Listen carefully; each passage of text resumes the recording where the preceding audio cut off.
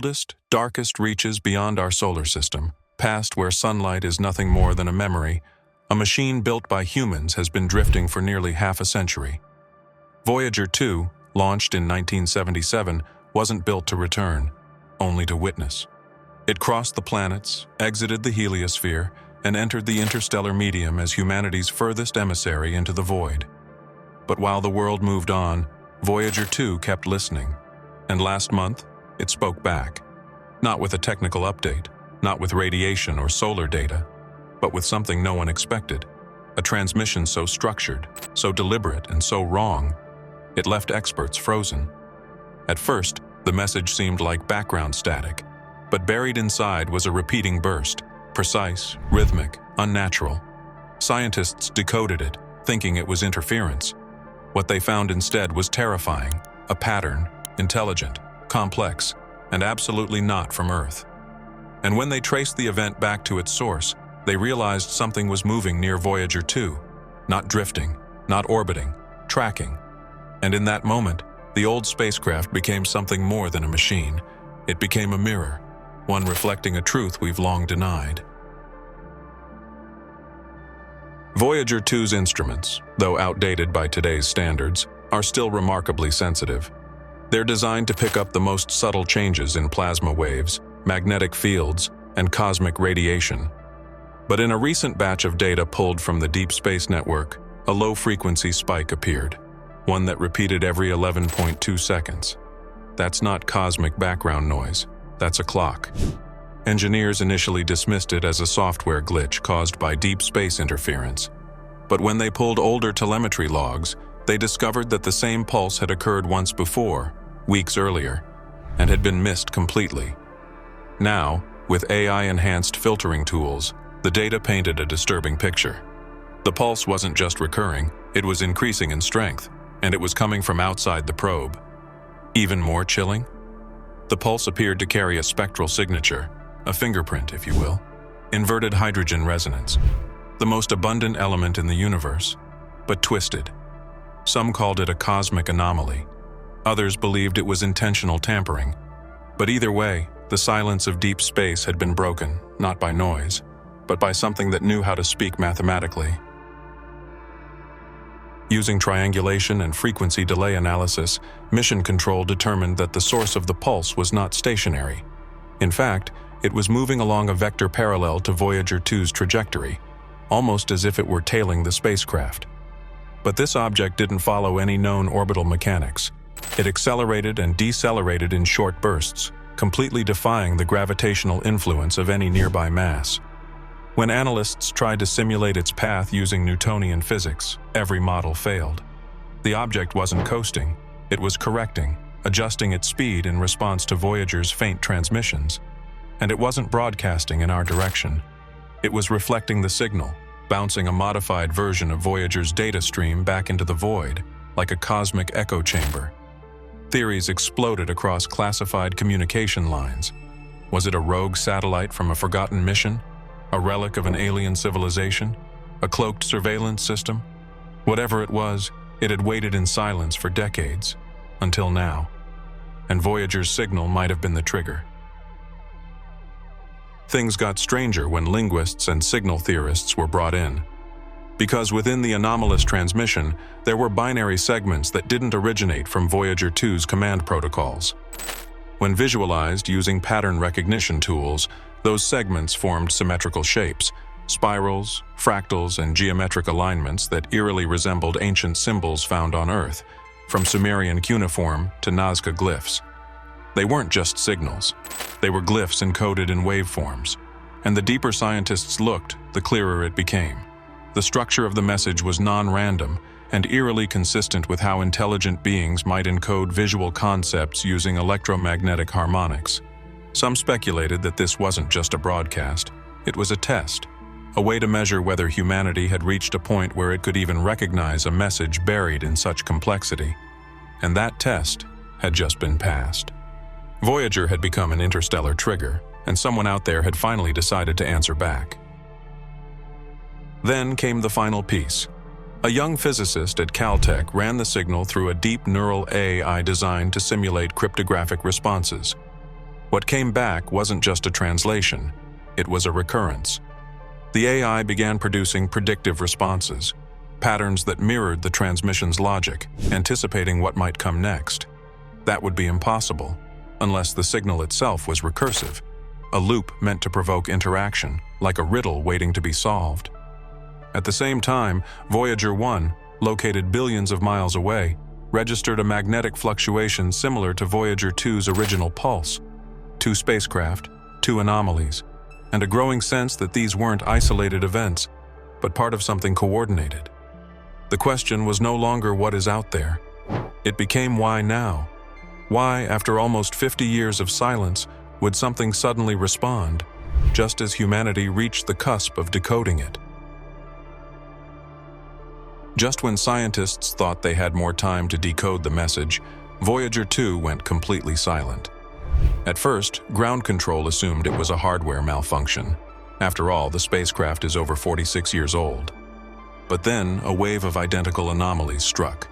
Deep Space Network receivers, not just in California but across Spain and Australia, all reported a perfect loss of signal at the exact same timestamp, 1437 UTC. The chances of a global simultaneous failure? Practically zero. This wasn't equipment error. Something had cut off the signal from the outside, surgically, deliberately, and with timing that matched the very pulse pattern Voyager had detected. But it didn't end there. 5 minutes after the blackout, a narrowband radio wave hit Earth from the same quadrant of space. It carried no identifiable structure, but its strength matched that of signals we've only ever observed from distant pulsars. Except this wasn't from a neutron star. It was from somewhere near Voyager 2, and it was getting closer. In a classified briefing, data leaked from the Jet Propulsion Laboratory showed a chilling update. A foreign object had begun to alter course in response to Earth's Deep Space Network pings. The trajectory showed the object adjusting slightly every time Earth sent a command or signal burst toward Voyager 2. The implication? This thing wasn't just hearing us. It was studying our method of communication, learning how we ping and probe spacecraft. Worse still, its path was no longer random. It was on an intercept trajectory, not toward Voyager 2, but toward our solar system. Analysts gave it a code name, Echo Lantern. Why? Because it seemed to behave like an entity mimicking light and shadow, communication and silence, turning our own technology into its beacon. And the deeper we looked, the more apparent it became. Voyager 2's signal had become a breadcrumb trail, not for us to find something, but for something to find us. As the mysterious object moved closer to the heliopause, the invisible bubble that separates solar winds from the interstellar medium, a strange thing happened. The solar wind itself bent. Instruments aboard NASA's IBEX probe and ESA's solar orbiter recorded a dip in solar wind pressure, followed by a complete collapse of flow along a narrow corridor stretching out in the direction of Voyager 2. That's never happened before, not in the decades of heliophysical data we've gathered. Solar wind is constant, unless interrupted by something massive, like a planetary magnetosphere or an unknown field emitter.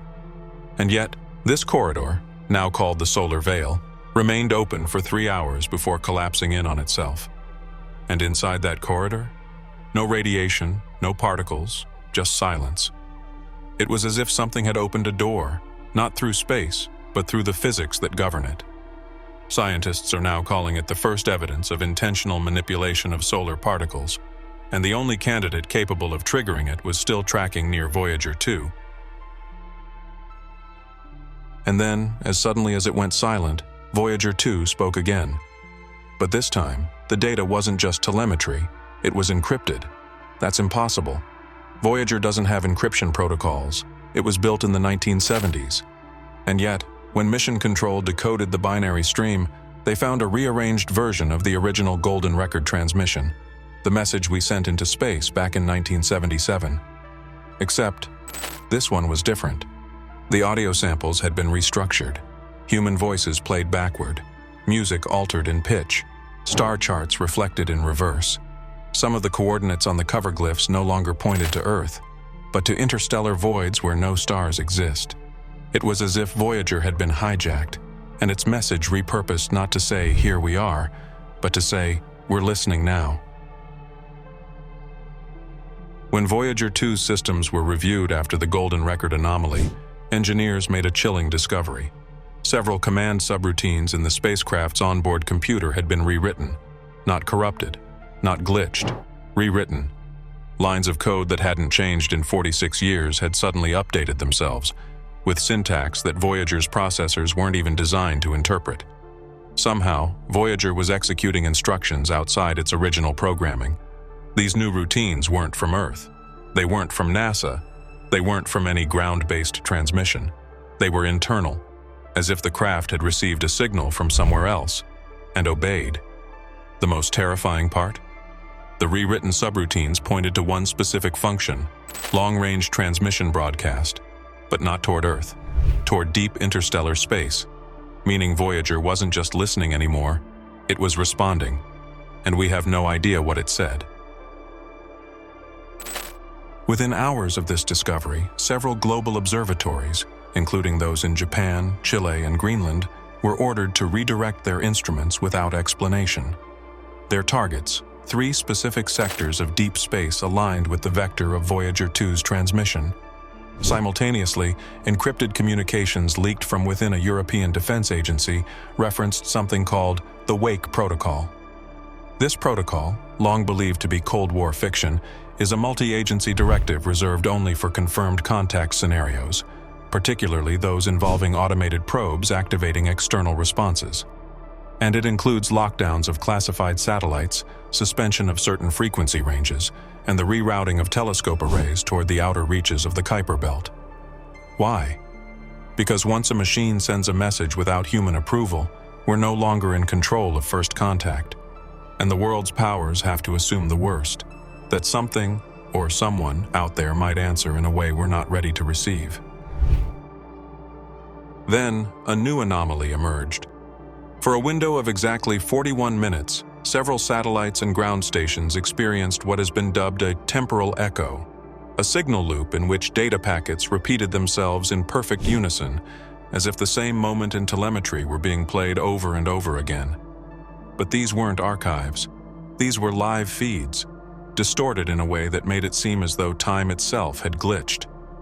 During this period, Voyager 2's data, as well as solar observations and telemetry from unrelated probes, looped continuously.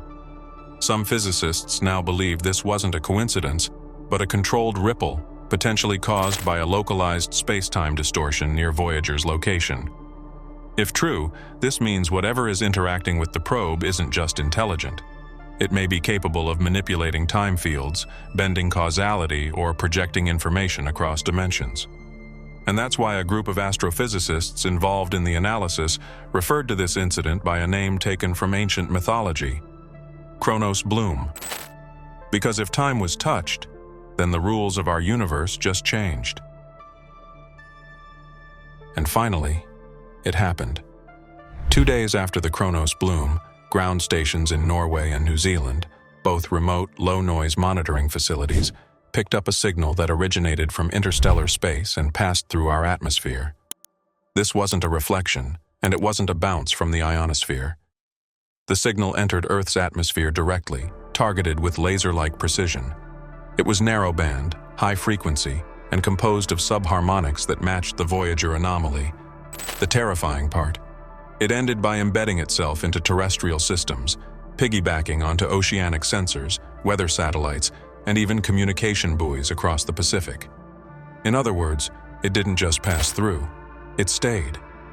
Now this signal is part of our global data infrastructure. No one knows what it's doing. No one knows what triggered it.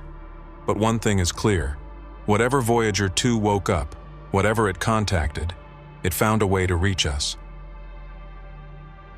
As international focus remained locked on Voyager 2 and its cryptic signal, a team of independent astronomers in Brazil made a discovery no one was expecting.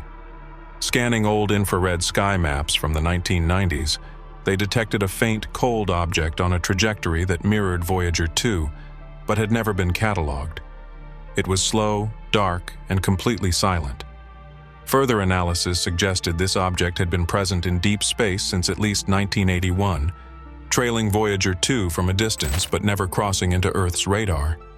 The question arose: could this be the source of the anomaly, Was this object using Voyager 2 as a decoy or amplifier?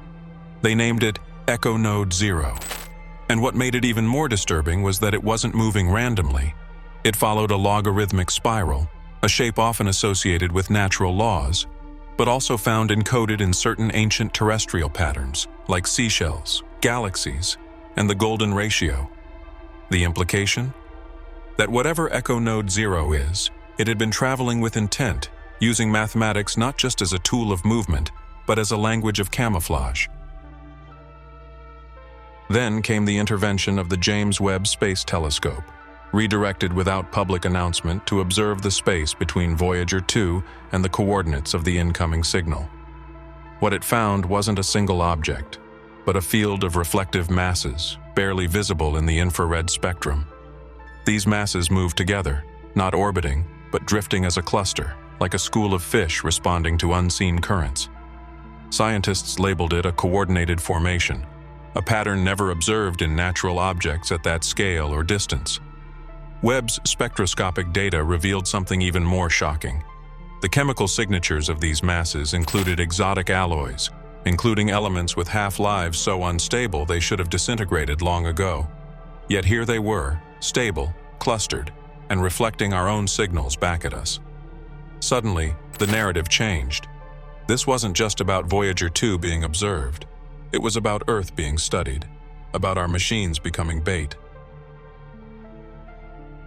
Soon after the James Webb data leak, cybersecurity agencies worldwide reported a disturbing pattern.